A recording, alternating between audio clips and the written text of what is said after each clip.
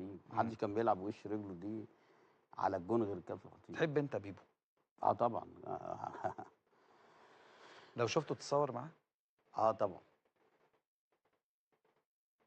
انت عايز تعمل ايه بالظبط؟ لا والله. كابتن بص هريحك، كابتن الخطيب وطاهر ابو زيد وطبعا محمد صلاح. وليه ما تقولش كابتن حسن شحاته؟ لا انا بكلمك على الحته بتاعت قدام، انا بتكلم على الحته بتاعت اللي هي الفيرود. كابتن الخطيب هو اللي حببنا في الكوره عشان انا مثل الاعلى فاروق جعفر.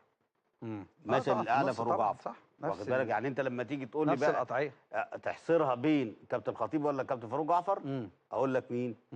قول انت كده جاي. لا احصرها في ايه؟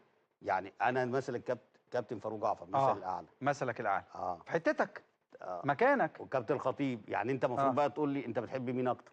بتحب مين اكتر؟ لا قول انت كده وانا هجاوب. كابتن خطيب. بس لان كابتن الخطيب ده طبعا كابتن فاروق جعفر اتعوض كتير. كابتن فاروق جعفر يعني ممكن انا ابقى شبهه، وممكن طارق الصاوي، ممكن في لعيبه طلعت قريبه من البوزيشن بتاعه، انما الكابتن الخطيب ده ما حدش لسه جه في الحته دي زيه. كابتن حسن شحاته برضه في الحته دي، في الحته اللي هي يلعب هاف ده ما شفناش معلم زيه، يعني هو وكابتن فاروق جعفر وصفت عبد الحليم وكان مختار دول كانوا لعيبه حاجه تانية يا عم. هم دول اللي حببونا في الكوره.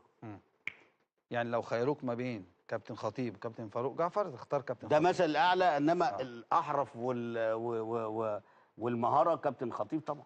تمام. وتتصور معاه؟ واتصور معاه. بس هي دي اللي انا عايزها، مش عايز حاجه والله. طيب بكلم بحسن تتصور نيه. معاه ليه؟ ده رمز، حاجه كبيره طبعا كابتن خطيب، يعني هو بص كل اللعيبه اللي خدمت بيبو واحنا حبيناهم كلهم اتصور معاهم الا واحد بس.